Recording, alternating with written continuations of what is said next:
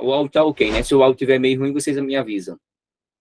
Eu vou ler numa versão aqui, século XXI, Almeida, certo? Mas você já conhece de outras traduções. Não muda quase nada, ou nada, na verdade. Mateus capítulo 4, versículo 1, diz o seguinte, em diante. Então Jesus foi conduzido pelo Espírito ao deserto, para ser tentado pelo diabo. E depois de jejuar 40 dias e 40 noites, sentiu fome. Então o tentador aproximou-se dele e disse, se tu és filho de Deus, ordena que estas pedras se transformem em pães. Mas Jesus lhe respondeu, está escrito, nem só de pão viverá o homem, mas de toda a palavra que sai da boca de Deus. Então o diabo o levou à cidade santa, colocou-o na parte mais alta do templo e disse-lhe, se tu és filho de Deus, lança-te daqui para baixo, porque está escrito, ao Senhor, aos seus anjos. Porque está escrito, aos seus anjos dará ordens a teu respeito, e eles te sustentarão com as mãos, para que não tropeces em pedra alguma. Jesus lhe disse, ou Jesus lhe respondeu, também está escrito. Guarde bem essa palavra também, tá certo? Palim, no grego, se não estiver enganado. Não tentarás o Senhor teu Deus. O diabo o levou ainda a um monte muito alto e mostrou-lhe todos os reinos do mundo e a sua glória, ou a glória deles. E disse-lhes, eu te darei tudo isto, se prostrando me adorares.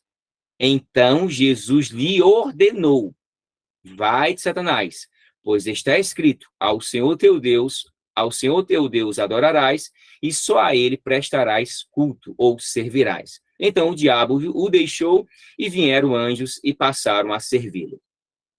Amém? A Assembleia não tem isso muito, né? Amém? Irmãos, é um enorme prazer estar aqui novamente, né? Sobretudo, agradecer a Deus primeiramente, e aos demais irmãos, o professor, mestre e presbítero, pastor, o irmão, eu já ia falar o outro irmão que não está aqui na live, mas o irmão Samuel, né? O irmão Samuel está dando um subtoque aqui no som. O irmão Samuel, um grande amigo, professor Rony, também, que foi o elo para eu chegar até o nosso irmão Samuel. É uma grande satisfação de vocês confiarem em mim, pelo o mínimo de conhecimento, ou que eu possa contribuir e ser contributivo na vida de vocês. E é uma passagem que eu gosto muito, que é a passagem de Mateus, capítulo 4. E eu não estou olhando para vocês, né, eu tenho que olhar para a câmera, agora que eu percebi. Estou olhando para o celular aqui. Vê só, o texto da narrativa da tentação de Jesus Cristo, ela está registrada em Mateus capítulo 4, e os demais irmãos sabem que ela também é dita lá em Marcos capítulo 1, verso 12 e 13, e também tem o texto paralelo lá em Lucas capítulo 4, verso 1 ao 13. Então, o texto inicialmente, né, ele diz assim, então foi conduzido Jesus pelo Espírito ao deserto, para ser tentado pelo diabo. Lá no grego ele diz, tot ho Jesus anerte eisten eremon, ripotu pneumatos perastenai ripotu diabolo. E o texto de Mateus capítulo 4, verso 1, ele já começa já com um famoso então. Você já parou para pensar em quando começar um capítulo, já começar com então? Então, quase não se entenderia nada. Não sei se você já fez essa reflexão.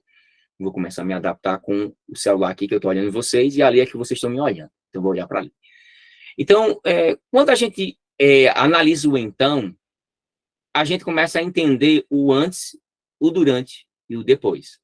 A pergunta surge, e eu faço essa reflexão para vocês. A palavra então, em português, seria o quê? Abrindo até um parênteses aqui. Eu fico impressionado, meus irmãos, na internet, quando eu vejo alguns que se titulam de peritos nos originais, de conhecedores de hermenêutica, de exegese, que nem sabem pronunciar os nomes básicos de análise. Eu vi um cara que se titula aí, uns 3 na internet, ele falou, vamos fazer uma análise sintática. E ele é perito no grego, no hebraico. Meu Deus do céu, como é que a pessoa despreza tanto a sua própria língua e se diz ser um perito em outra língua. Eu acho que quando a gente não conhece o nosso idioma, a gente dificilmente vai se tornar um perito em outra língua. Se eu não valorizar a minha própria língua, o meu próprio vernáculo, rapaz, eu me distancio muito. Esse povo, eles não sabem diferenciar um adjetivo de um advérbio. Eles não sabem diferenciar um verbo modal de uma locução verbal, um verbo de estado de um verbo de ação, um tempo verbal no subjuntivo, em detrimento de um indicativo, ou até mesmo o substantivo dúvida, diferentemente do verbo duvidar, dúvida, duvidar, eles confundem muito.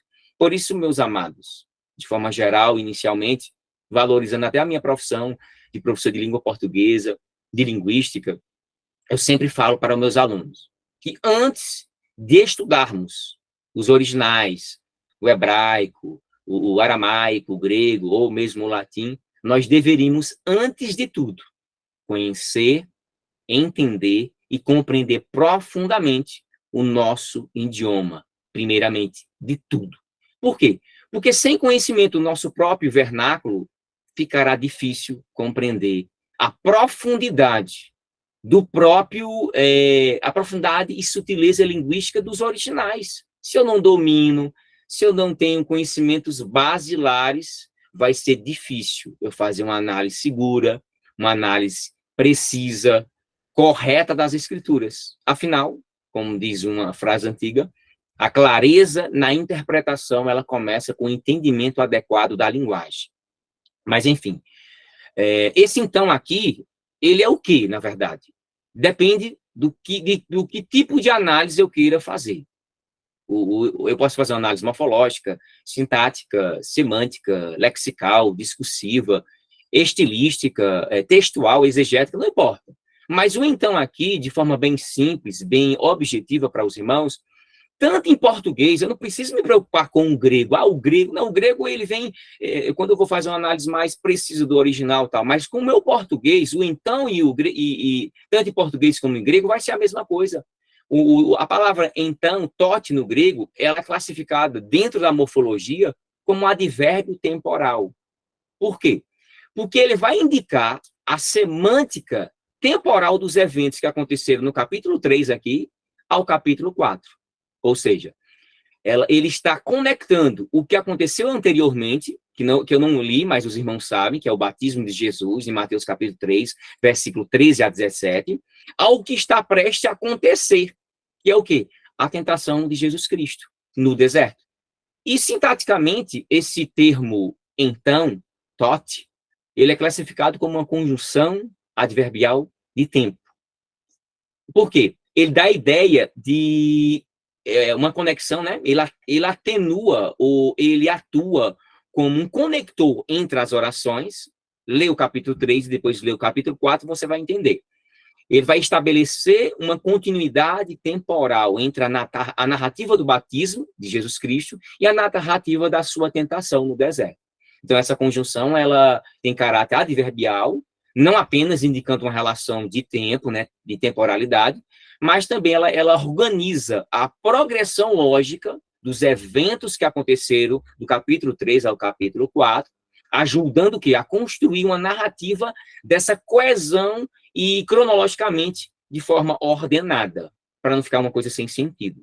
Então, em resumo, pode-se dizer que o conectivo, então, ele desempenha a função de mostrar a sequência e a transição de um evento para o outro dentro do texto bíblico. E no meu livro, amados, se Deus quiser, eu falo lá na sequência de 3 fatos que ocorreram anteriormente, que foi, e os irmãos lembram, primeiro, os céus se abrindo, são epifanias. O primeiro foi os céus se abrindo. Segundo, o Espírito Santo descer. E o terceiro, o próprio Deus falando.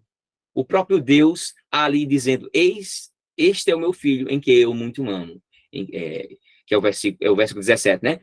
E uma voz do céu disse, este é o meu filho amado, de quem me agrado. Capítulo 3, versículo 17 aqui de Mateus. Então, a gente vê o que aí? Esses 3 fatos que ocorreram. A gente se conhece também que é o período intertestamentário. O próprio Deus, ele rompeu um silêncio de 400 anos e ele fala ali, este é o meu filho em quem eu amo. E, dando prosseguimento, não estou tendo feedback do meu próprio áudio.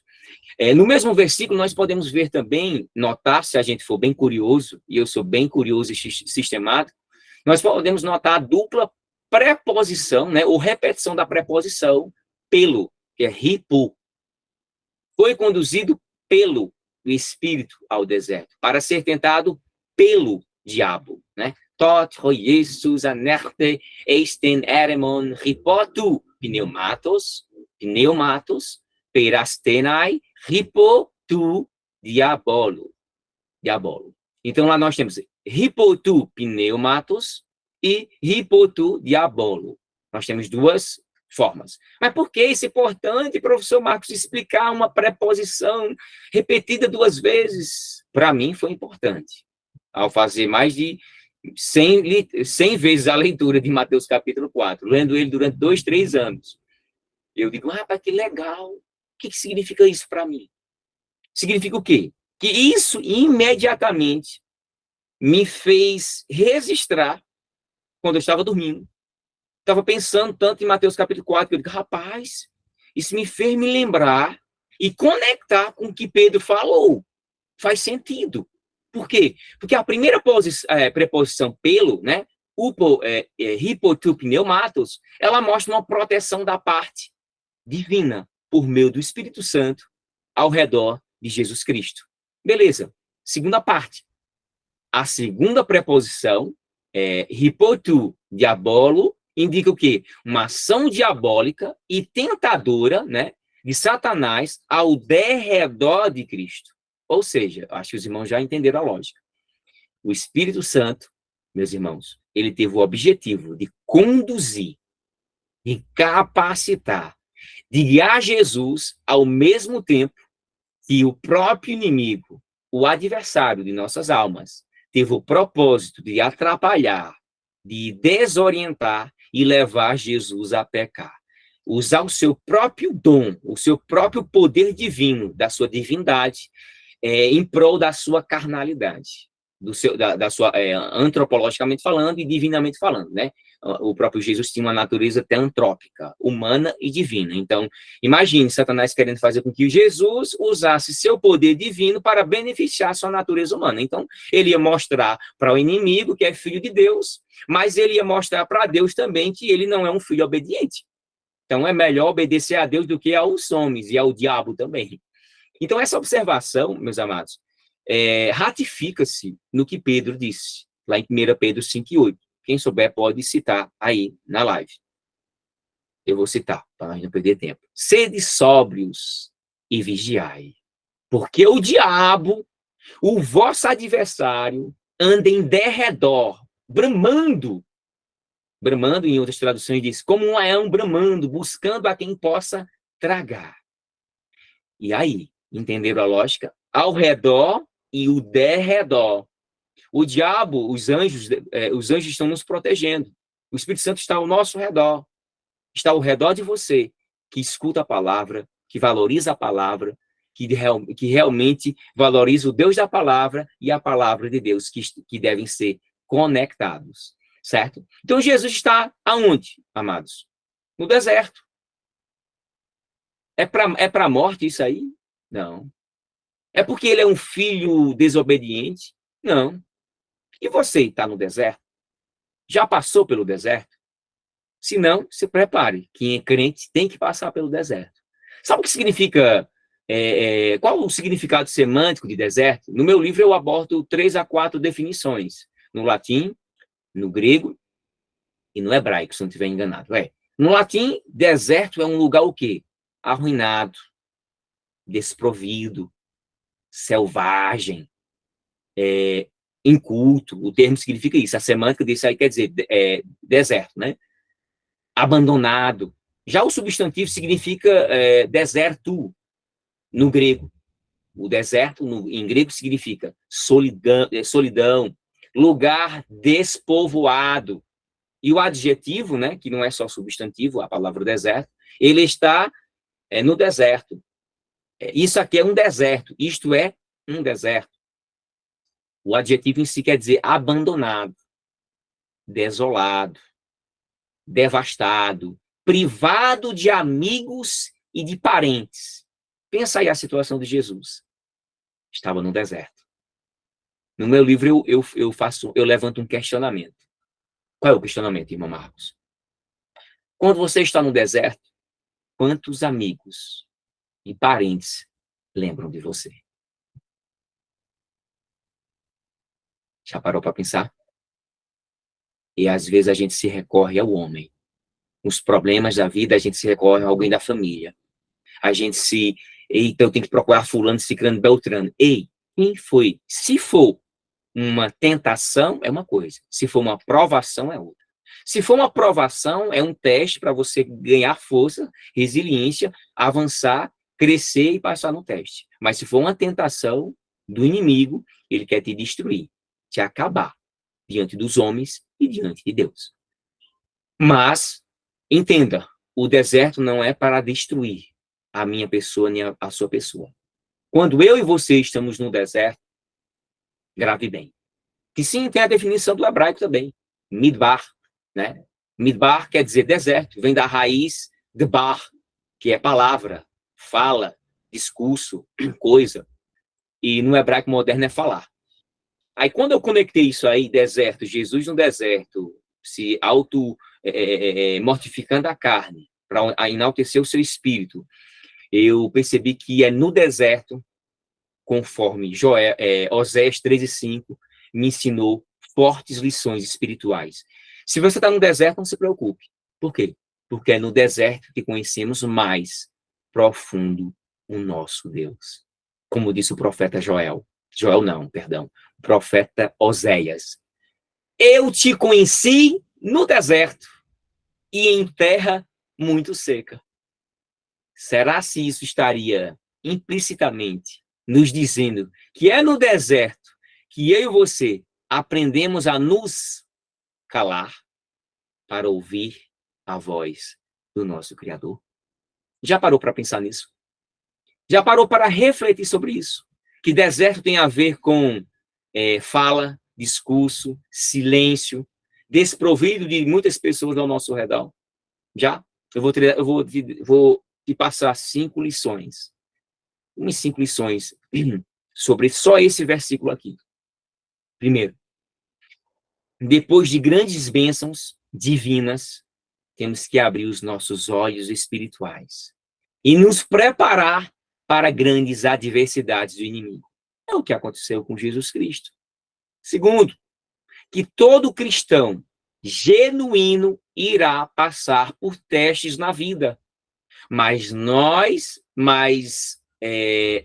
deve ser guiado ou direcionado pelo Espírito Santo. Eu posso até passar no deserto, eu posso até passar por privações, eu posso até tentar passar aqui, nessa provação, mas isso aí aqui é um teste para a minha vida. Mas eu tenho que ser guiado pelo Espírito Santo. Eu vejo muita gente hoje em dia desvalorizando o Espírito Santo, a questão pneumatológica. Coitado dessas pessoas, coitado dessas igrejas que, infelizmente, desvalorizam o Espírito Santo. Terceira, quarta e quinta lição. Que o diabo ele não deve ser tratado como uma mera influência, uma força ativa, uma ilusão, mas como uma pessoa verdadeira. 1 Pedro 5:8. Qual outra lição eu posso passar? Que passar por provações, ou até mesmo por tentações, meus queridos, na vida cristã, não quer dizer que o crente está em pecado. Eu já escutei tanto. Está passando uma provação, ele está em pecado. Está passando uma tentação, é porque ele é pecador, ele está em pecado. Não, não, não. A gente passa por tentações e provações porque somos pecadores. Somos filhos de Deus. E a última lição, de 10, né? São 10 que tem no meu livro em cada versículo, mas dá para me lembrar aqui pelo menos de uma, a quinta. Que Deus nunca será o acusador ou o agente da tentação. Grave bem o que eu falei. Deus Tem gente que diz assim, eu estou sendo tentado. Eu acho, Deus, para de me tentar. Hã? O diabo está me provando.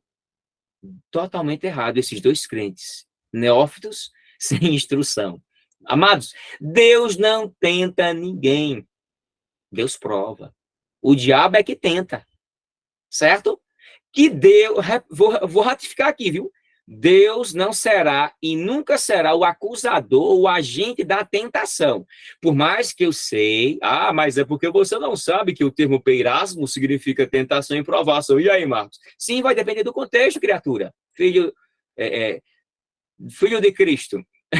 Tiago 1:13. Vá ler um pouquinho, vá meditar um pouquinho. Deus nunca vai ser o acusador ou o agente da tentação. Sim. Aqui nessa situação de Mateus capítulo 4, acrescenta aí como informação adicional para a sua vida espiritual. Aqui em Jó foram as únicas vezes, ou talvez exceções, em que Deus, grava bem, viu? Se utilizou da tentação para servir como um instrumento de bênçãos ou propósitos soberanos, uma vez que ele não tenta ninguém. Tiago, capítulo 1, versículo 13. Ficou entendido isso? Amém. Glória a Deus. Vamos para o segundo verso, para não passar uma hora no versículo 1, porque dá para passar uma hora no versículo 1. Você já sabe da minha prolixidade, que eu gosto muito. Verso 2. E depois de jejuar 40 dias e 40 noites, sentiu fome. Ou seja, e tendo jejuado, presta bem atenção no tempo verbal aí. Eu sei que tem o particípio aí, né? Uma questão do particípio. Eu acho que eu vou falar. Deixa eu botar aqui o... Fazer assim que é melhor. Pronto, assim é melhor. Porque eu fico smoking sem me ouvir. E tendo 40 noites, depois teve fome. Eu vou fazer algumas observações para vocês entenderem o verso 2. Às vezes, amado, a gente tem um problema de querer ler a Bíblia bem rápido, né? Eu demoro 1 hora para ler o verso 1 aqui. Eu demorei mais... Eu passei horas. Eu passei umas 8 horas lendo o verso 1. Foi 2, 3 anos lendo essa passagem bíblica, né? Então, tem como escavar bem muita coisa. Em português, em grego, em tudo, né? E tendo jejuado 40 dias e 40 noites, teve fome. O que é que a gente pode extrair? Quais observações nós podemos extrair no verso 2? Muita coisa. No meu livro eu gasto, acho que 8 a 10 páginas, só para explicar isso aqui. Mas eu não posso ser tão prolixo aqui nessa questão. Vou ser bem resumido para os irmãos. Vou tecer algumas observações. No início é dito assim, e tendo jejuado, cai nestelsas. Cai nestelsas. Nós temos uma conjunção aditiva aí, né, em português, e, que é o cai, anteposto essa locução verbal, né, tendo jejuado, né, nestelsas, que, inclusive, está no grego como particípio auristo ativo, na ordem nominativo singular. Professor, o que significa isso? Vou explicar. Isso significa dizer que o verso aqui, ele inicia nos informando que Jesus havia concluído o jejum com água, ou estava finalizando, pois ainda teria que vencer as provações severas do adversário mais à frente. Qual outra observação? Eu percebi que há uma sequência cronológica dos acontecimentos entre o verso 1 e o verso 2. Depois leia com calma, você vai notar que entre o verso 1 e o verso 2 se passaram cerca de 39 dias, e somente no verso 2 ao 11 está sendo executado e concluído o 40º dia de jejum. Traduzindo em miúdos, o verso 1 todinho são 39 dias. Ou seja, um versículo está apontando o período de 39 dias. Olha que informação preciosa, amados. E o verso 2 ao verso 11 está falando só único e exclusivamente de um único dia. Compreendido isso? Capiche? Pronto. Então, aqui nós podemos até brincar, literariamente, de falar que houve dois testes. O teste da carne e o teste do espírito.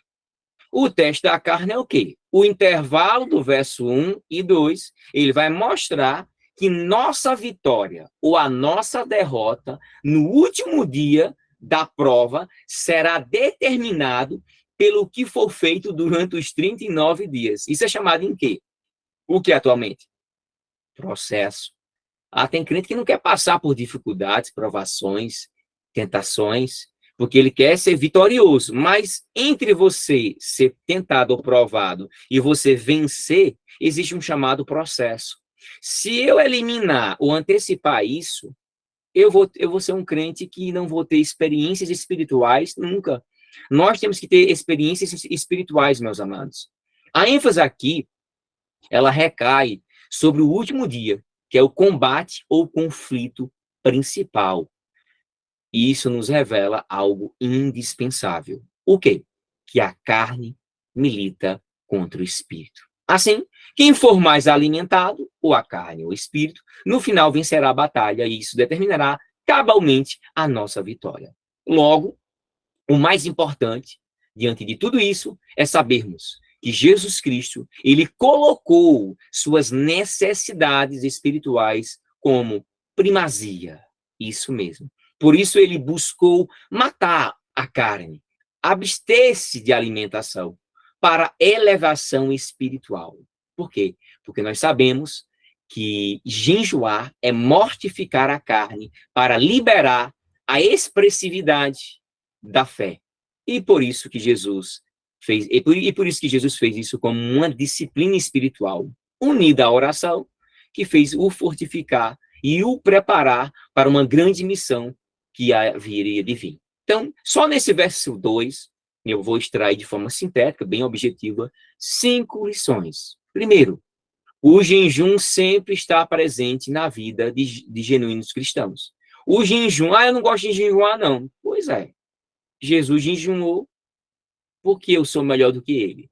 Nós, em si, devemos ter essa consciência que o jejum ele faz parte da vida de genuínos cristãos. Segundo, não existirá vitória na vida cristã sem pagar o preço. Gravou? Vitória sem pagar preço é pegar atalhos. Eu sempre fiz essa reflexão.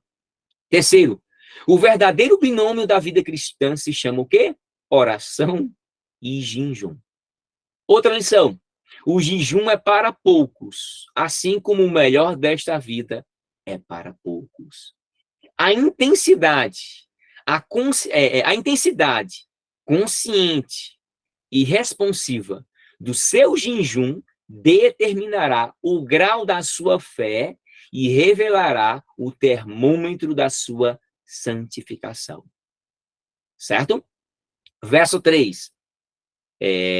Então o tentador aproximou-se dele e disse-lhe: se tu és o filho de Deus, ordena que essas pedras se transformem em pães. Verso 3. E chegando-se o inimigo, o tentador, ele disse: se tu és o filho de Deus, cadê? Ordena que essas pedras se transformem em pães. Veja só. Vamos parar para pensar. Se o tentador usasse sua fala mansa, ou uma fala mentirosa, vamos colocar aqui uma fala mentirosa, ou de maneira talvez agressiva, de forma irônica, explícita, e questionando Jesus de forma intimidatória, eu tenho certeza que certamente Jesus iria imediatamente e instintivamente iria se esquivar, com certeza. Ele iria dizer: sai daqui, diabo, né? O diabo não teria êxito algum. Mas, com certeza, eu creio que o inimigo, ao perceber que seus planos poderiam, de alguma forma, ir de água abaixo, então ele não fez isso. Ele não queria cometer um risco que poderia afetar, talvez, o seu plano maléfico. Porque a gente pensa, né, que o diabo irá se apresentar de forma rude, agressiva, destrutível, enganadora ali, ou destrutível, você vai perceber imediatamente. Não, esses adjetivos, eles não são expressos corretamente. Os efeitos maléficos do diabo, ele é bem sutil, ele vai te enganando. O diabo, ele vai nos enganando, né? Te engana não. Ele vai nos enganando. O diabo, ele age de forma sutil, de forma branda, e sempre com aquele linguajar aparentemente convincente, atraente, mas no fundo é falacioso, é destrutível. Amados, o inimigo, ele se alimenta e se fortifica pelo pecado consumido em nossas vidas. Eis o motivo das abstinências serem rápidas. Depois leia aí, Tiago 1, 14 e 16. Saiba que os banquetes do diabo sempre serão esteticamente prazerosos e carregados de segundas intenções. Entretanto, devemos enfaticamente corrigir algumas observações negativas de algumas pessoas. Eu pequei porque o diabo me fez pecar. Eu só estou assim desviado, meu irmão, minha irmã, e vivendo no pecado ainda porque o diabo me colocou aqui. Irmãos, essas e outras justificativas, elas são falaciosas. Podem até ter um fundo de verdade, como eu coloco no meu livro, né? E o dedo, né? A influência de Satanás, mas não são completamente verdadeiras. Por que eu estou dizendo isso? Que apesar das tentações serem primariamente frutos da ação diabólica, isso não quer dizer que será ele, o diabo, que irá decidir por mim se eu vou pecar ou não vou pecar. Ele pode até lançar suas iscas, porque ele é expert nisso, né? Mas quem decidirá aceitar pecar ou não será eu. A responsabilidade é minha, é sua, é nossa. Então, não devemos transferi-la ao tentador. Ele pode até começar, mas só eu é que decido se vai terminar ou não. Uma vez que as tentações, teologicamente, biblicamente, provêm do diabo e companhia limitada, da carne, do mundo, mas elas só entram em execução pela minha autorização e permissividade. Então, o diabo, ele pode sim, ele pode até me levar ou me conduzir ao pecado, mas de lá para frente, a escolha será deliberadamente minha. Então, nesse verso 3, para não ficar muito extenso, eu queria passar pelo menos 5 lições, lições básicas, repetitivas, para enfatizar na sua mente. O jejum sempre será presente na vida de cristãos. Não podemos neutralizar forças, não podemos neutralizar nossas forças quando formos surpreendidos. 3, não temos que dar ouvidos às forças contrárias, mesmo que sejam fortes. Não devemos, não deveríamos. Amado, não dê ouvidos às sugestões nocivas do inimigo de nossas almas, porque elas são falaciosas. E, por fim, o diabo pode até me levar ou me conduzir ao pecado, mas será de lá para frente, a escolha será deliberadamente minha. Se tu és o Filho de Deus, então manda que essas pedras se transformem em pães. Se tu és, eu no vídeo anterior do nosso outro vídeo, eu falei que o se, ele tem 2 tipos de valores, né? São vários, né? Mas os principais que a gente pensa é que é uma conjunção condicional. Um valor de condicional ou casual. Se for de condicional, vai ser caso, desde que. A gente pode trocar. Se for de valor causal, então vai ser já que, visto que, uma vez que. Essa conjunção inicial da oração, ó. Se tu és filho de Deus, ordena que essas pedras se transformem em pães. O que isso quer dizer? Se tu és filho de Deus, expressa uma razão, uma causa. do acontecimento exposto na oração subsequente, que é o efeito. Então, manda que estas pedras se transformem em pães. Ó, se tu és filho de Deus, beleza. Manda que essas pedras se transformem em pães. Quando a gente olha a causa e olha o efeito, a gente vai perceber, perdão, que o se ali ele não tem valor condicional, mas casual. Tipo, já que tu és o filho de Deus, então ordena que essas pedras se transformem em pães. Visto que tu és o filho de Deus, ordena que essas pedras se transformem em pães. Uma vez que já foi falado que tu és o filho de Deus, ordena que essas pedras se transformem em pães. O diabo ele não está duvidando diante dessa observação que eu fiz aqui, que não é valor condicional, mas casual. O diabo não está duvidando da filiação de Jesus para com Deus. Pelo contrário, ele está confirmando. Ele tá assumindo, ele reconhece, na verdade, que Jesus é o Filho de Deus. Porém, de maneira estratégica, fazendo talvez uma ilação, ele tenta construir uma lógica sequencial dentro da mente de Jesus Cristo da seguinte forma. Preste atenção. Já que você é o Filho de Deus, como já foi confirmado, né, pelo seu Pai, e você está muito esfomeado, né? Então, assim, nada mais coerente, nada mais justo e necessário usar agora a sua natureza divina para se alimentar, uma vez que não tem nada de errado, nada de incoerente se alimentar. Errado mesmo é deixar de fazer o que é certo, ou seja, morrer de fome. Ou teria algum erro? Jesus, Filho de Deus, e algum erro fazer o que é certo? Se fizer o certo, não for errado, então ordena que essas pedras se transformem em pães. Aí o diabo, você vai entender, que tentou, de certa forma, impingir na lógica, né, tal lógica, na consciência de Jesus. Só que suas intenções, como eu já falei anteriormente, eram maléficas e intencionadas.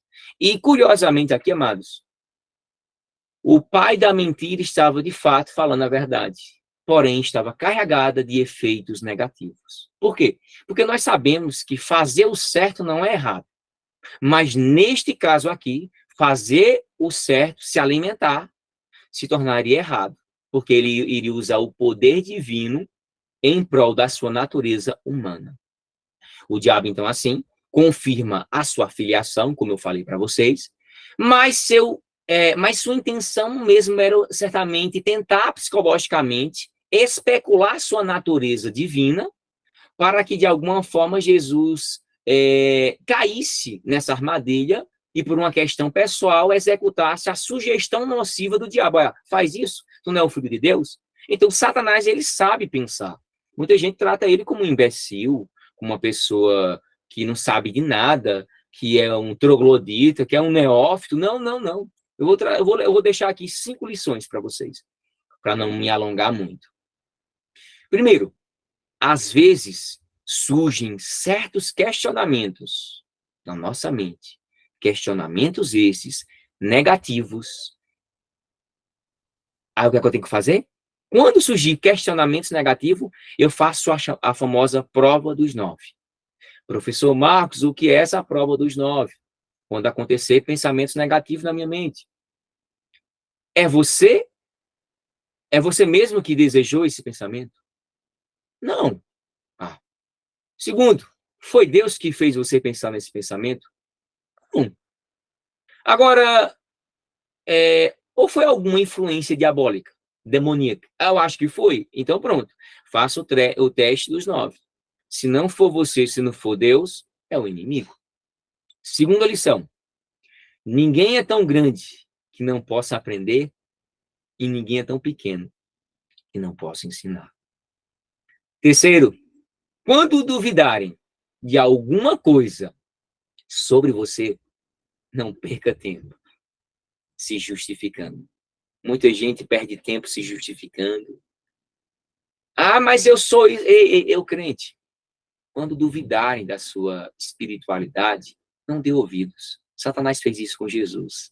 Ah, se tu és, assim, já que tu é filho eu acho que o próprio, com certeza o diabo ele fez de uma forma assim, eu tô afirmando, mas eu tô dizendo assim, ironicamente, tu é filho de Deus, né? Assim, beleza, mas faz isso aqui, ó, transforma-se em pães. Já que tu és o filho de Deus, Samuel, tu é crente, será que tu é crente mesmo? Será que tu é fiel à tua família? Será que tu é fiel ao teu Deus? Prova. Eu sou sim. Faz 100 anos que eu sou crente da Assembleia, da não sei o quê, não sei o quê. Eu ministrei, eu faço isso, eu tenho um mestrado, eu tenho um doutorado, eu tenho 150 artigos. Eu sou filho. Ei, quem é? Não precisa mostrar que é. Quem é? Não precisa mostrar que é. Apenas é e pronto. Glória a Deus. O diabo é tão astuto que afirma para questionar. Não subestimem, ou não subestimemos. Vou repetir, parece que os irmãos não escutaram. Está muito frio, eu sei, a pessoa fica com a mente congelada. Aqui está gelado. Irmãos, o diabo é tão astuto que afirma para questionar. Você já viu um negócio desse, Samuel? Se tu és o filho de Deus, então eu estou afirmando, Jesus. Só o pessoal do Brasil que não sabe o que é si, pensa que é condicional, mas é casual. Eu já vi tanto doutor falando que era condicional, que eu digo, Jesus amado, esse meu livro vai ser bom, viu? Porque eu sou professor de português, né? Então dá para eu falar alguma coisinha, porque é a minha área, a nossa área, Samuel, é português, é o básico. Não vamos dar uma de doutores de idiomas originais. Eu não sou, Deus me livre. Eu sei 1% de grego, nem 1% de hebraico, o que eu sei é rasteiro. Eu faço um pouquinho, porque eu dou o meu melhor. Eu adoro, eu amo compartilhar o que eu sei. Se estiver certo ou errado, depois os outros me corrigem, eu digo, eu vou melhorar da próxima vez. Mas o que eu não gosto é a pessoa saber e não ter prazer. Como Paulo falou, que a tua contribuição seja para a igreja. Glória a Deus. Ore por mim. Ore por mim. Ore por minha família. Ore um pelos outros aqui. O inimigo não quer que você interceda por ninguém. Que você não tenha esse momento único de reflexão. Glória a Deus. Verso 4. Para não passar uma hora aqui. E ele, porém, respondeu: está escrito, nem só de pão viverá o homem, mas de toda palavra que sai da boca de Deus. Está escrito aonde, Jesus? Tu está vendo isso aonde? Ô, crente, tu está combatendo o mundo, o pecado. As palavras negativas com o quê, crente? Jesus combateu com a palavra. Jesus foi guiado pelo Espírito Santo de Deus.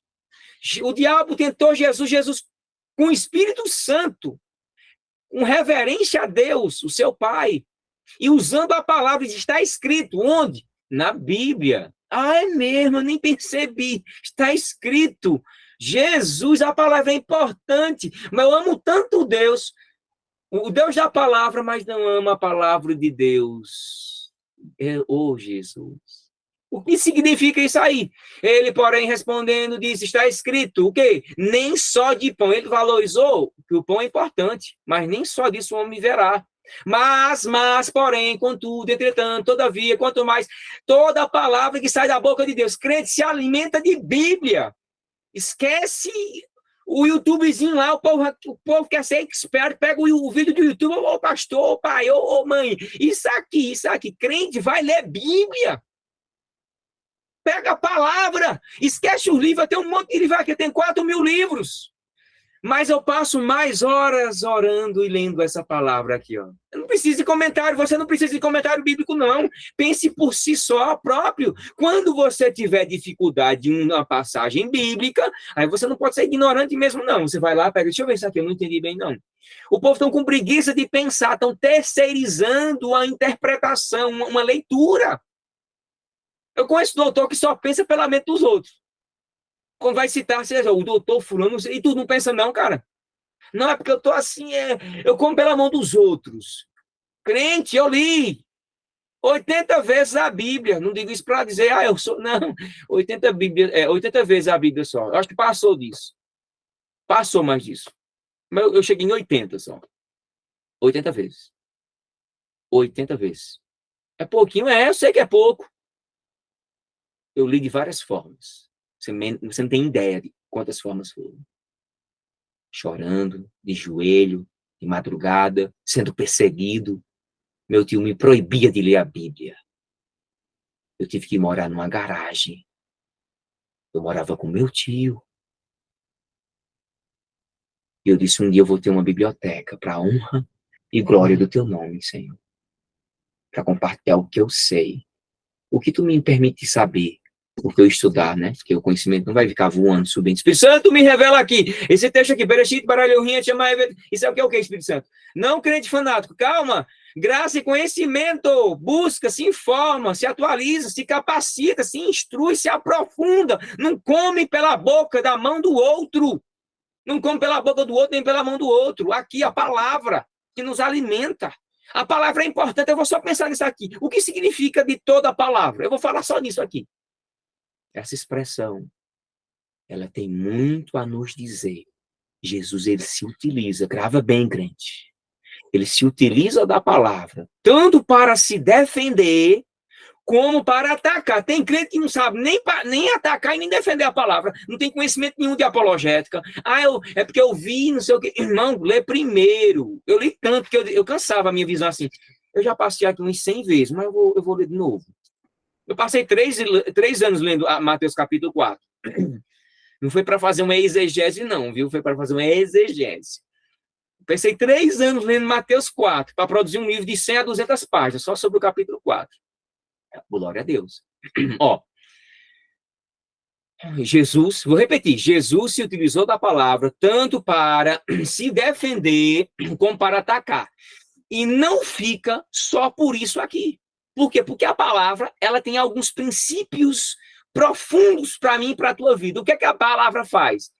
Eu sei que se eu fosse perguntar a vocês aqui, vocês iam citar uns 100 versículos de cabeça, que eu sei que vocês memorizam versículo. Sim ou não? Não responda, por amor de Deus. Não responda. Tá bom? Então, a minha câmera paralisou aqui. Pronto. Primeiro, deixa eu ficar agoniado com essa forma que a minha câmera faz. Só um segundo. Ela gosta de se amostrar. Volte. Sim. Eu gosto assim. Ó, primeiro, a palavra nos liberta. João 8:32. Conhecereis a verdade vos libertará. Se, pois, o Filho de Deus vos libertará, verdadeiramente sereis livres. Tu tem de cabeça isso aí. Ela nos purifica, Salmo 119, versículo 9. Ela purifica o ser humano. Ela nos santifica, João 17:17. João 17:17. Só isso aqui que saiu da minha cabeça. Agora eu vou ler. Santifica na verdade, a tua palavra é verdade. Sim, exatamente. Santifica na verdade, a tua palavra é verdade. Ela nos santifica, ela nos guia. Salmo 119, versículo 105. Lâmpada para os meus pés é a tua palavra e luz para o meu caminho. Ela nos aperfeiçoa, 2 Timóteo, capítulo 3, versículo 16 a 17. Ela nos limpa, João 14:3. Ela discerne pensamentos e propósitos, Hebreus, capítulo 4, versículo 12. Ela nos vivifica, Salmo 119, versículo 40. Salmo de número 119, verso 49 a 52. Ela nos gera fé, Romanos 10:17. Só que a fé é pelo ouvir a palavra de Deus. Ela nos blinda. Oxente, a palavra nos blinda? E sim, Salmo 18, versículo 30, Provérbios 30, versículo 5. Ela nos dá entendimento, Salmo 119, de número 119, versículo de 130, 130, exatamente. Crescer na graça e no conhecimento. Amados, são várias coisas que a palavra faz na minha vida, na tua vida. Quais são as 5 lições? Para não perder tempo, para a gente prosseguir para o próximo versículo. 5 lições. Se Jesus dependia da palavra de Deus, por que será que alguns cristãos hoje em dia não querem depender? Mas assim, mais nada. Se Jesus dependia da palavra para se proteger, para atacar, para se alimentar, por que será que o crente furando só vive com um livro que não é de Bíblia? Pai, eu comprei um livro, sim, não, é um livro de Harry Potter, tenho nada contra, viu? Eu comprei não sei o quê, o box não sei o quê, eu comprei não sei o quê. Marcos, eu tenho 100 livros sobre essa temática. Sim, mas tu já leu a Bíblia toda? Não, é porque assim, quando eu tiver um tempo de terminar de ler esses outros livros, eu vou ler a Bíblia toda. Eu acho que um cara dizer assim, eu sou teólogo, mestre, doutor, a primeira coisa que eu gostaria de perguntar é: quantas vezes você leu o Antigo Testamento? De capa a capa. Quantas vezes você leu o Novo Testamento? Quantas vezes você leu nos originais? Porque assim, eu fiz só uma perícope lá, eu fiz uma análise bem básica, assim, mas não tem título aí de exegeta do grego. Eu vi um cara que ele era exegeta do grego, eu disse: ô irmão, me explica João 1, que eu tenho umas dificuldades na área lá. Aí ele ficou todo perdido, ficou doido, não, porque não sei o que e tal. Eu disse: então deixa eu fazer pro irmão, deixa eu explicar aqui assim, assim. E o que é que você acha disso aqui? Ele falou assim: essa questão, tu acha que é um nominativo? Tu acha que aquela parte assim, teos, cai, teos, teos prostanteon. Teos en prostanteon. Não, teos en hologos. É mais ou menos a parte final do verso 1, na parte C. Aí ele disse: eu não sei não. Tu acha que o teos ali ele é nominativo? Ele é o quê? Ou o roteos? Ele ficou perdido. Eu sabia que o único nome, os dois nominativos ali, o que pega o artigo, né? Ele é o final. E Jesus, o Deus da palavra, né? João 1, né? Deixa eu ler para os irmãos, porque os irmãos devem estar pensando assim: o que é que esse irmão está falando? Vou ler para os irmãos. João 1:1. João 1:1. Vou ler, eu não vou citar de cabeça não, para ninguém dizer assim: o irmão só está humilhando, mandando versículo. Não, vamos ler, né? Ler a palavra, ninguém está aqui para se amostrar, mas para mostrar o quanto Deus é misericórdia na minha e na tua vida. No princípio era o verbo, e o verbo estava com Deus, e o verbo era Deus. E o verbo era Deus, o verbo era Deus. Na Bíblia em português, foi traduzido 100% certo em português. Quando eu digo que o verbo era Deus, está certo. No grego ele é o contrário. Ah, então está errado. Não, criatura. Faz parte da questão semântica. O sujeito não é determinado pela posição, porque em português a gente faz sujeito, verbo e complemento. Não é isso? João correu muito. Quem correu? João. João comprou uma casa. João comprou o quê? Uma casa. Quem comprou a casa? João. Ah, sujeito, verbo, objeto e complemento. Isso em português funciona, criatura. Mas em grego, o sujeito não é determinado pela posição, mas pela declinação. Nesse caso aqui, eu estou em português aqui, certo? Mas em grego fica theos en hologos. Ou seja, eu estou dando ênfase ao theos para dizer que esse Jesus, que esse logos, essa palavra, não é qualquer Deus. Ele não tem somente, ele não é um Deus, mas ele é a encarnação do próprio Deus. Ele comunga da essência da divindade. Ele é um ser divino. Ele é Deus. Ele não é Deus Pai, ele é Deus Filho. É mais ou menos isso para você entender, para você não ficar perdido aí depois que assistir esse vídeo. Não é você que você está me ouvindo, não. É você, o outro especulador. Então, se Jesus valorizou a palavra, por que nós hoje em dia não quer valorizar? Se Jesus valorizou o crente, honra e usa as escrituras, porque tanta gente, sem compromisso com ela, tenta a todo custo nos impedir de confiar, de esperar e de crer. Ô, irmão, o que os outros fazem pela mentira, eu e você deveríamos fazer pela verdade. O que o povo faz pela mentira é criar ilações, ambiguidades, desvalorizá-la, dizer: não, aqui contém a palavra de Deus. Não, aqui tem a palavra de Deus. Eles vão pegar qualquer hora dessa um quadro assim: aqui tem, agora não, peraí, tira essa palavra, agora tem, é Deus. Não, agora é homem. Agora é copista. Agora é o erro do copista. Agora é Deus. Agora, ei, ó Jesus amado. Quanto mais, qual a outra lição? Quanto mais, perdão, é porque o download está indo devagarzinho.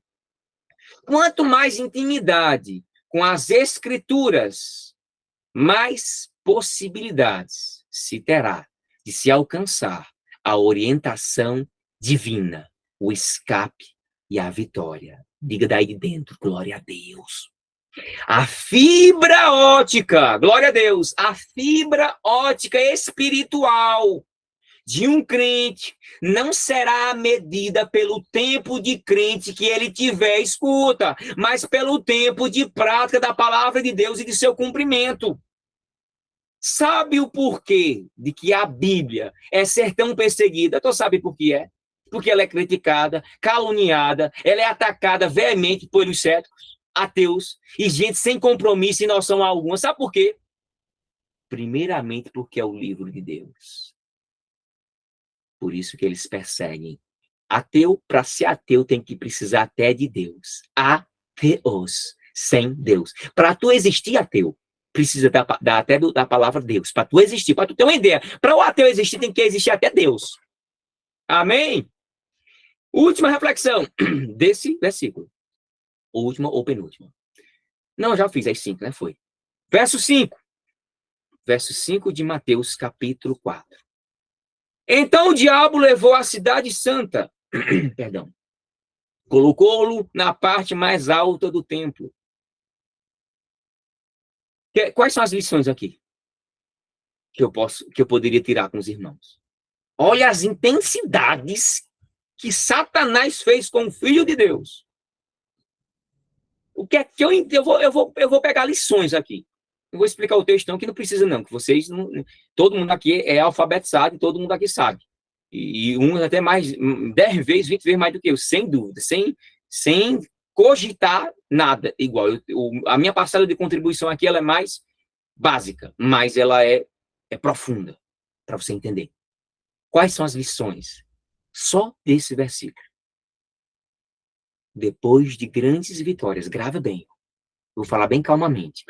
Depois de grandes vitórias que você passar, que eu passar, de grandes conquistas, de grandes superações, surgirá os incomodados, querendo tirar tua paz, querendo tirar nossa alegria, nossa emoção, nossa satisfação. Então, amados, abramos nossos olhos espirituais, pois os incomodados estão em todos os lugares, seja no plano físico ou no plano metafísico. Romanos 8, 38 e 39. Depois você lê. Quanto mais nos esforçarmos espiritualmente, mais forças teremos para superar os obstáculos da vida e suportar as adversidades que vão vir ali para mim e para você, as adversidades normais da vida de todo cristão. Entretanto, você e eu temos que saber que isso não quer dizer que o inimigo irá me intimidar. Ou melhor, ele não irá se intimidar porque eu sou crente, 100 anos de crente. Não. Eu e você temos que ter paz no coração. Eu e você temos que entender que o Satanás, ele é um perdedor insistente. Ele é subestimador.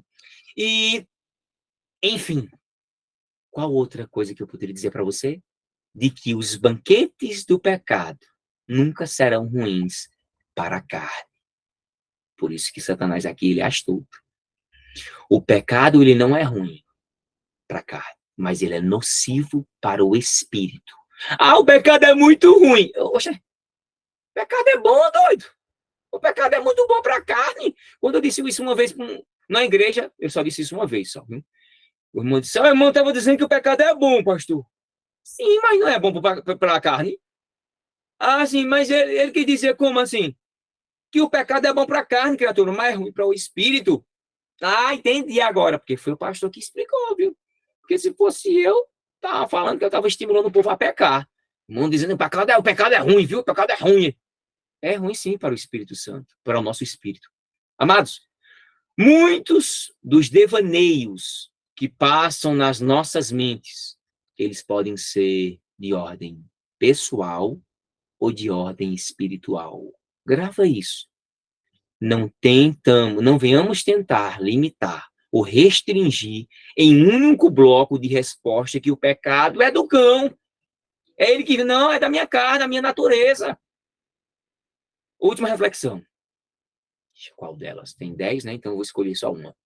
Os seres demoníacos podem proporcionar experiências muito nítidas diante dos meus olhos, dos nossos olhos, das nossas mentes, dos nossos sonhos. Cuidado com o que tu estás sonhando. Cuidado com o que eu e você estamos pensando. Cuidado com aquele pensamento que vem momentaneamente. Porque o diabo fez isso de ordem pessoal com Jesus.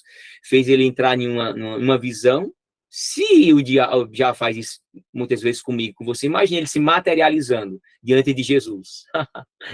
Amado, os seres demoníacos, eles podem proporcionar tudo isso. Mas eu vou dizer uma coisa. Nem sempre, quando eu e você pensar nisso, esses pensamentos serão de fato positivos. Eles terão uma carga negativa diabólica. Eles vão querer que eu e você venhamos nos distanciar de certas coisas da vida espirituais. Então, confira. Esse pensamento é meu? É de Deus? É do diabo? É de quem, meu Deus do céu? Eu tô preocupado. Então, tem que fazer aferir isso aí. Saber aferir. Verso 6. E disse-lhe, se és filho de Deus, lança-te daqui, porque está escrito, opa. Jesus falou, vou voltar aqui agora. Jesus falou, combateu Satanás com a Bíblia, com a palavra de Deus, né? Bíblia de uma forma que é um sinônimo na Bíblia, né? O Antigo Testamento, Bíblia. E agora o diabo vai dizer, também entende de Bíblia, vice Jesus. Ele vai citar, enquanto Jesus citou Deuteronômio capítulo 8, versículo 3, os irmãos têm de cabeça isso sem dúvida, Satanás vai citar os Salmos de números 91, muito conhecido pelos irmãos, verso 11 e 12.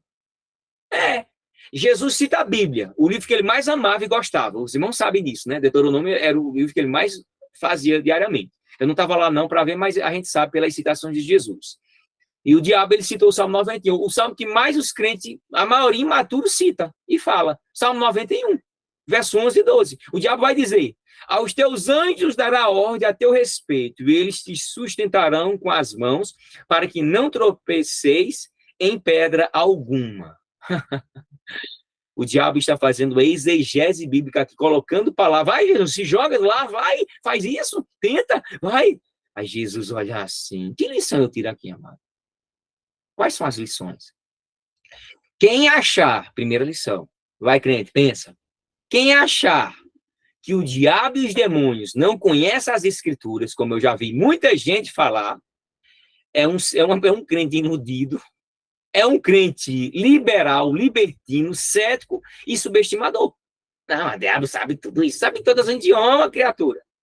Todos. Segundo, as armadilhas diabólicas são arapucas, talvez não sei se sabe, alguns irmãos não sabem o que é uma arapuca, né? Aquele arapuca para pegar bicho.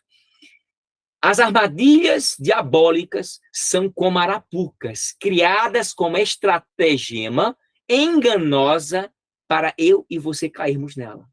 Ele sabe fazer isso. Cuidado, eu e você. Cuidado para não banalizar o que é literal e aplicar o que é figurado. Cuidado não fanatizar o figurado e negligenciar o literal. Irmão, repete isso. Crente, Marquinho, repete isso. Vou repetir a última vez. Grava isso. Cuidado, não banalizar o que é literal e aplicar o que é figurado. E cuidado, não fanatizar o figurado e negligenciar o literal. E por fim, tentar a Deus se baseando em textos isolados é cometer um duplo suicídio hermenêutico e físico, interpretativo e morte. Tentar a Deus, se baseando nesse, bora lá, vamos tentar o próprio Deus. Bora fazer isso, Deus pode fazer isso, vai estar escrito na Bíblia que se tu fizer isso, se tu crer, tu vai pegar a mão, botar a mão nos leões, vão comer, vão engolir, toma, tem um veneno aqui. Eles nem sabem o que significa Marcos, capítulo 10, capítulo 16. Para qual funcionalidade foi isso que aconteceu? Em um momento específico. O texto não está dizendo que pegarão em serpente, beberão. Aquilo ali foi um momento exato, atual, naquele momento. Algumas pessoas nem sabem para que serve aquilo ali, para que foi. Não significa que hoje eu vou fazer isso. Não. Não, crente. Mas o cético liberal vai dizer, olha, tem um copo aqui de veneno, como a Bíblia diz, que se você tomar, você não vai morrer. Tem uma jararaca ali. Caso você não morra envenenado, tem uma jararaca ali, um crocodilo. Viu? Vai lá, crente. Tu crê, mas assim, eu creio sim na Bíblia. E por que tu não quer ir? Não, é porque assim, tu não tem muita fé não, né? Não, é porque o quê, crente? Ei, texto sem contexto é um pretexto para heresia. Cuidado, venhamos ter cuidado. Verso 7. Jesus lhe diz, também está escrito. No início da minha prédica, dos prolegômenos, eu falei, escuta essa palavra também. Eu preguei um dia sobre a palavra também.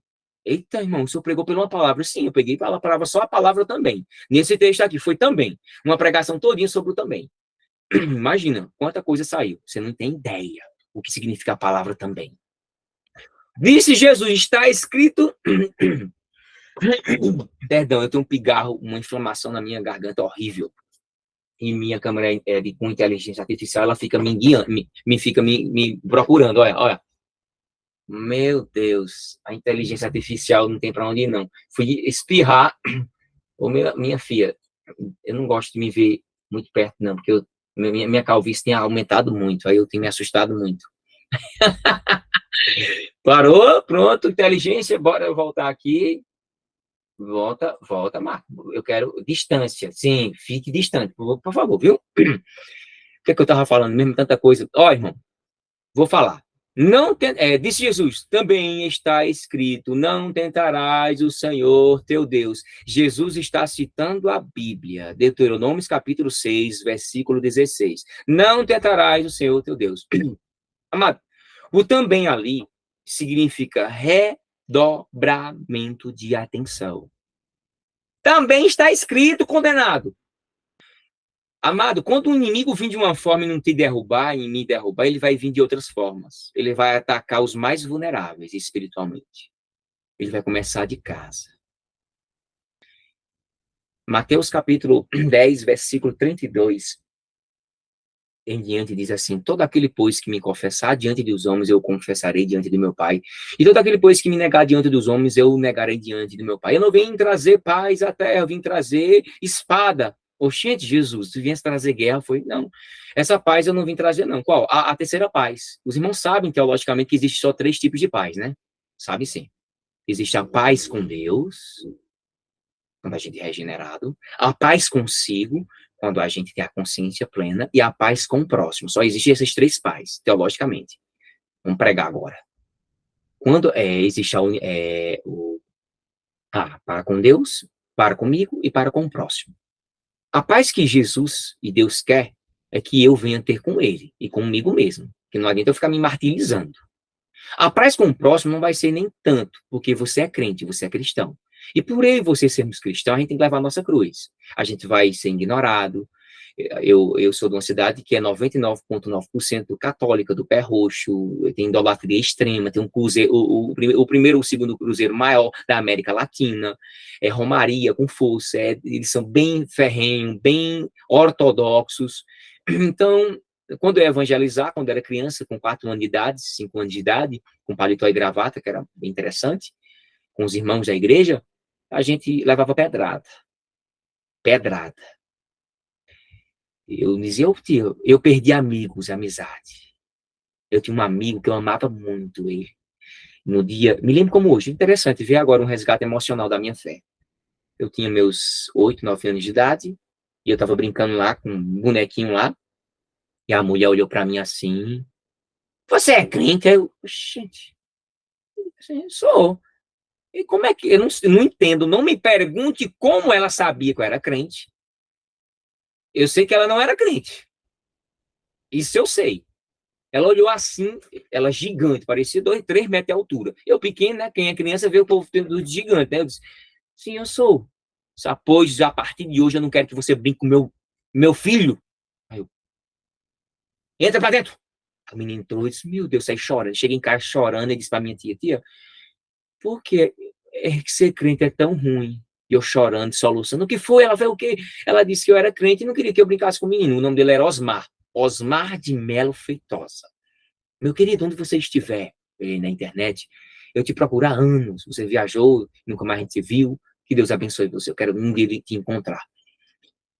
Então, a gente é crente, a gente padece, a gente é perseguido, a gente tem que entender que os inimigos da nossa fé serão os familiares de próprio de casa. O próprio Jesus falou, os vossos inimigos serão os de casa, a família.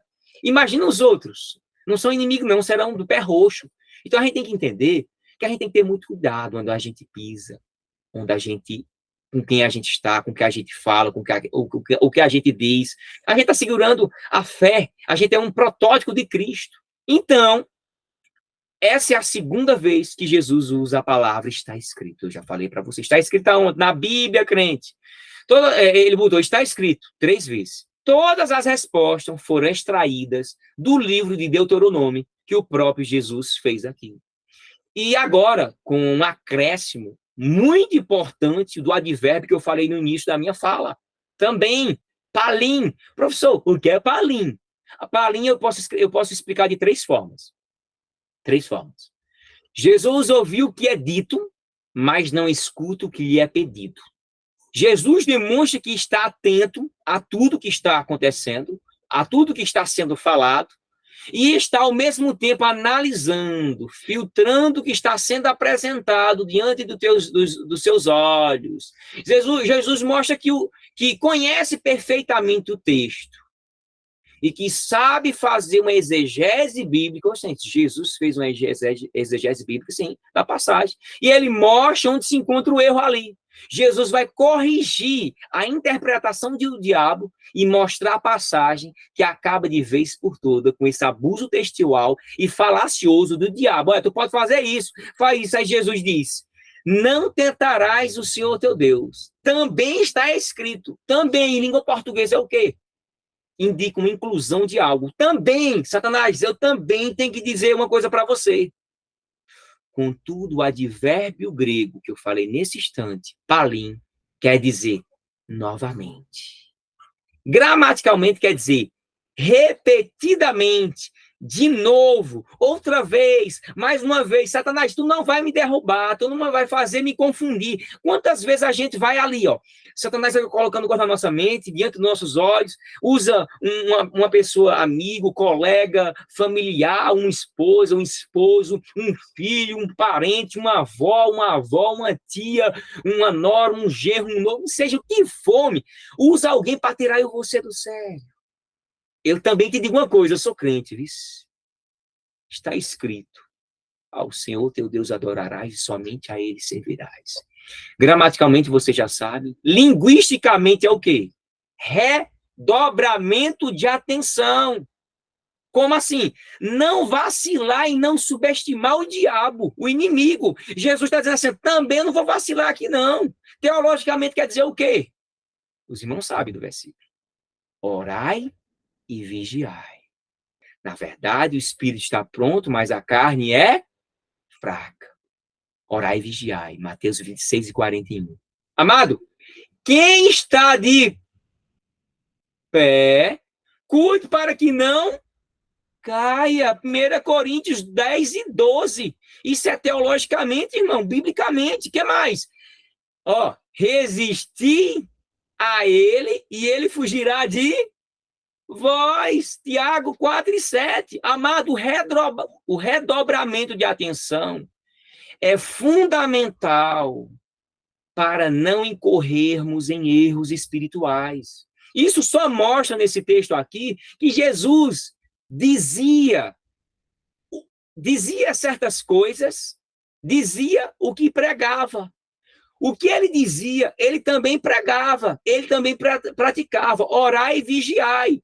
Sua teoria, a teoria de Jesus, vinha da prática. Eu vejo muita gente só teorizando. Só teoria, é teoria. Mas tu pratica isso? Ah, porque assim, a minha teoria vem da minha prática. Esse binômio de teoria e prática nos revela o quê? Vigiai e orai. Que a oração é algo espiritual. É no espírito. Ela é como um instrumento de me fazer me conectar com Deus. O vigiar aqui é um ato humano. Enquanto vigiar e orar, vigiar e orar, vigiai humanamente e orai. É um binômio da vida cristã. Nós temos que usar isso aí como uma visão, uma audição, tudo. E, enfim, quais são as lições que eu posso dizer aqui e destacar nesse versículo para vocês? Porque já está fugindo da minha memória. O silêncio também é uma resposta em certas situações. Grave bem. Ficar calado em outros momentos poderá ser visto também como omissão e conivência. Eu sei disso. Mas o diabo, ele foi calado.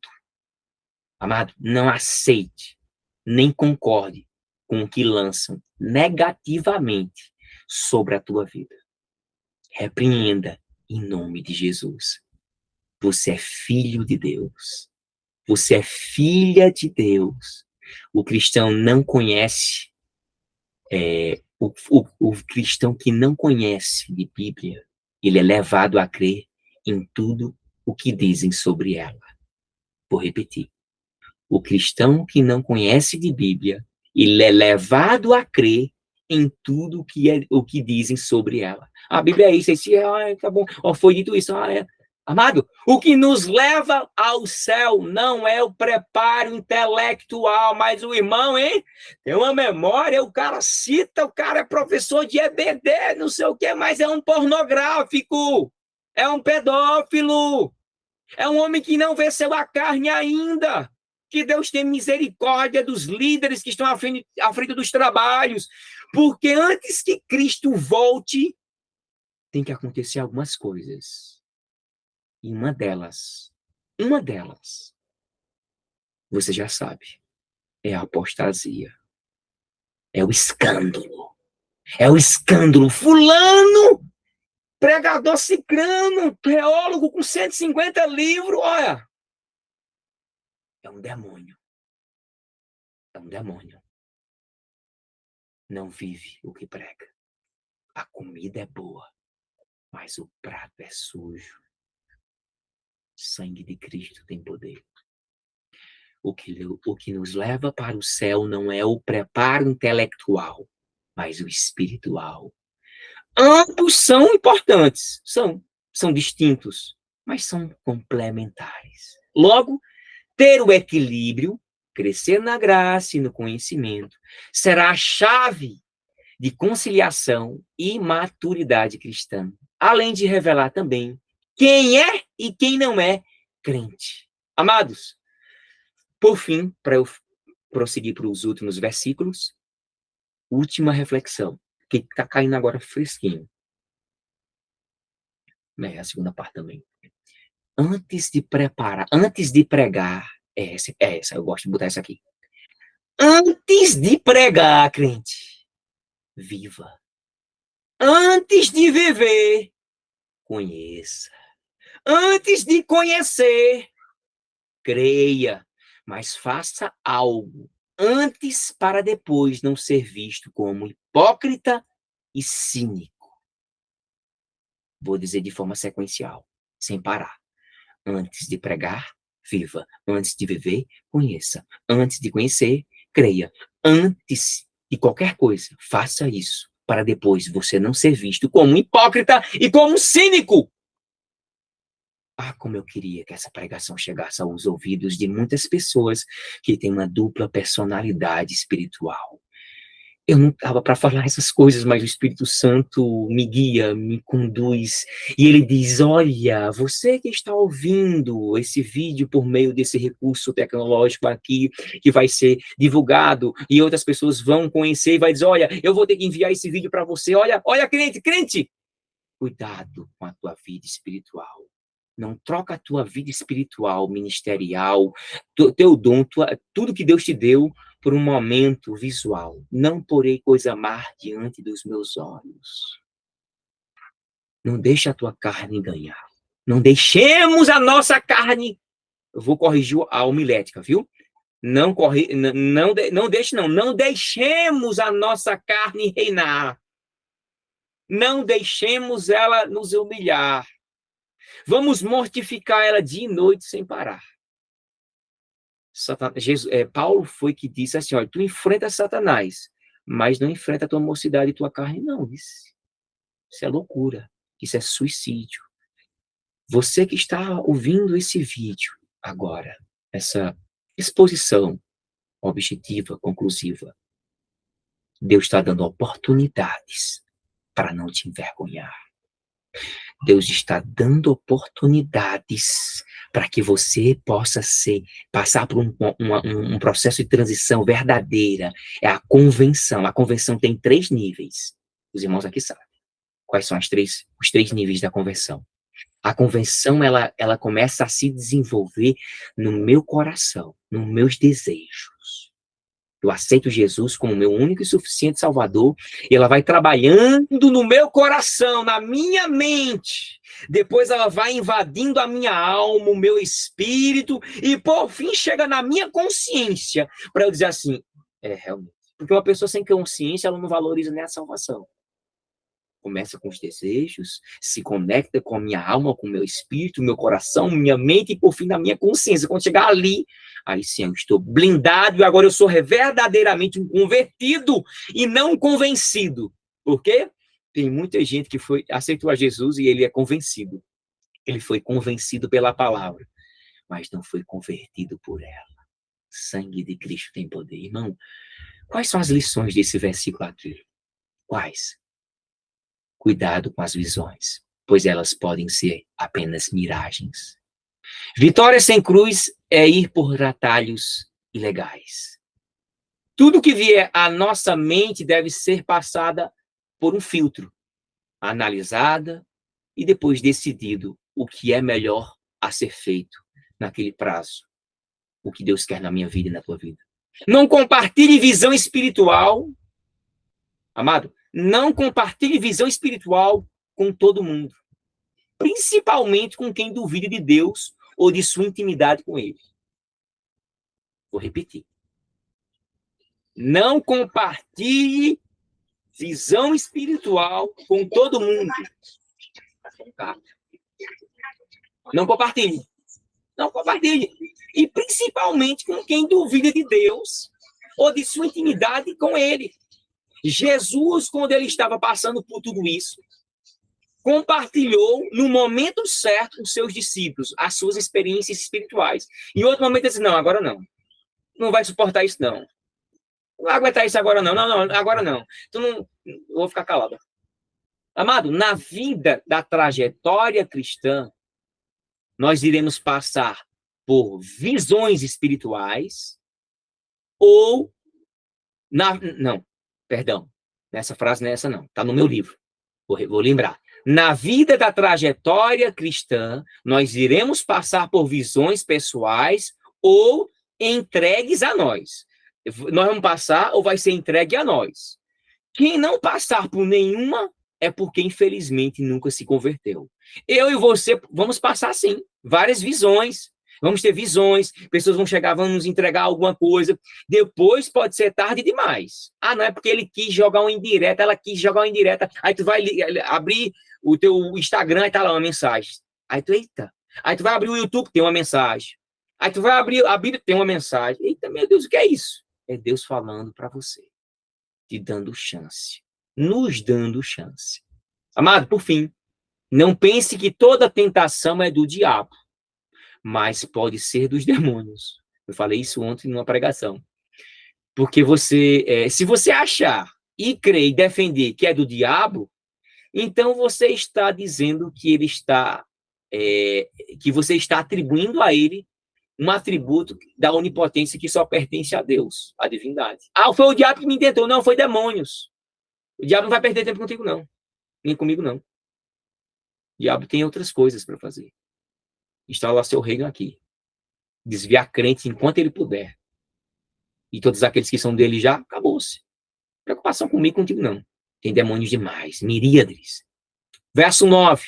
E disse-lhe, eu te darei tudo isso, se prostrando me adorares. Mas ele, esse demônio. Então disse Jesus, vai, Satanás, porque está escrito, ao Senhor teu Deus adorarás, e somente a ele prestarás culto. Então o diabo deixou e vieram os anjos e passaram a servi-lo. Amados, vou fazer uma pergunta a vocês. Quais os motivos do diabo para pedir a adoração de Jesus? Você já parou para pensar? Quais os motivos que levaram ao diabo pedir a adoração a Jesus, o Filho de Deus? Nunca parei para pensar nisso não, irmão Marquinhos. Pois é. No meu livro eu ia botar 100 motivos. Já parou para pensar? Seria um outro livro. Mas eu vou destacar alguns aqui. Eu tenho uma mente muito fértil já. Os irmãos já perceberam. Minha professora na faculdade de letras disse, não. Eu disse assim, meu irmão não. Né? Tudo é irmão. Marquinho, cria uma situação assim, assim, assim, assim, conecta com isso, isso. Você demoraria quanto tempo para criar isso? Eu já criei. Estela Ateliani, ela. Graduação, na ESA César. Aí ela, hã? Quer que eu conte a senhora? Conte. Ela me testou. Ela criou um monte de coisa para ver se eu criava uma... Em quanto tempo eu criava? Aí eu fui, pô, criar. Aí, ela olhou para mim e disse, ela sentou e disse, não, você tem uma mente fértil demais, então deixa para lá. Parabéns. Eu estou impressionado. Então, eu sou de criar. Eu passei horas, eu passei dias, eu passei semanas, eu passei meses pensando por que danado o diabo pedir adoração a Jesus. Eu vou dizer algumas. Hipoteticamente, porque eu não sou Deus. Oxe, irmão é Deus agora? Não, eu estou trabalhando no nível hipotético. Eu não estou afirmando nada. Mas eu estou trazendo algumas coisas, insights que nem todo mundo pensou. Ah, porque eu preciso do doutor aqui, o comentário. Eu disse à minha esposa, sem demagogia e sem prepotência. Eu tenho uns 50 livros aqui que falam sobre a tentação de Jesus. Quando eu olho, não dá um palmo de explicação. Eu digo, meu Deus. Eu estou vendo uma coisa aqui, não tem... Eu li todos os meus materiais de teologia, de livros de comentário, professor Samuel, e eu digo, meu Deus, por que ninguém fala sobre a tentação de Jesus? Porque não tem nada igual ao Antigo Testamento. Para alguém dizer assim, ele pegou do Antigo Testamento essa informação. Não. Até os críticos hoje ficam calados. É assim, não tem nada igual a Mateus 4, realmente. Lucas 4 não tem. Ou seja, é algo real, verídico. É tão provável que Marcos ele sintetiza em 2 versículos. Ele nem se preocupa. Não, isso é real, foi verdadeiro, então eu vou botar só aqui, assim, assim. Agora, Mateus e Lucas, eles são exaustivos. E mais ainda Lucas. Então, o que levou o diabo a pedir? Eu vou dizer algumas aqui. Talvez você vai gostar de umas e outras não. Preste atenção. O diabo... Olha os insights, viu? Eu dormia assim, madrugada, me acordava de madrugada e disse, eita, eu já sei uma coisa aqui, vou botar no meu livro. O diabo queria que Jesus caísse numa suposta vantagem. Sim. Sucesso sem cruz, glória sem desafios e o caminho da vitória por atalhos. Isso. Vem, me adora, eu vou te dar tudo isso. Segundo insight. Para que Jesus cometesse um ato de idolatria e Deus o punisse. Se no passado, sendo adorado por toda a criação, e o diabo, talvez, desejando ter essa glória de ser adorado, e nunca conseguiu, de nenhuma forma, ser adorado pelos anjos lá no céu, então, esse seria o momento oportuno para se vingar de Deus. Seria mais ou menos assim, na mente do diabo. Se eu não conseguir ter o trono de Deus, nem receber a adoração devida, agora farei com o Filho do Criador. Agora farei o Filho do Criador adorar uma das suas criaturas, que sou eu. Olha que mente fértil, hein? Meu irmão não pegou isso com alguém, não. Isso faz desde 2019 que eu tenho isso. Desde 2019 que eu estou para produzir esse livro e nunca sai. Como dizem os católicos, Ave Maria.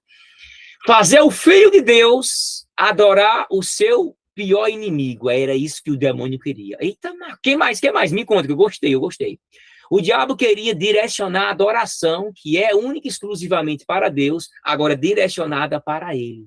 Ao direcionar essa adoração de Jesus, ele estaria cometendo a maior apostasia do mundo. Satanás é sagaz.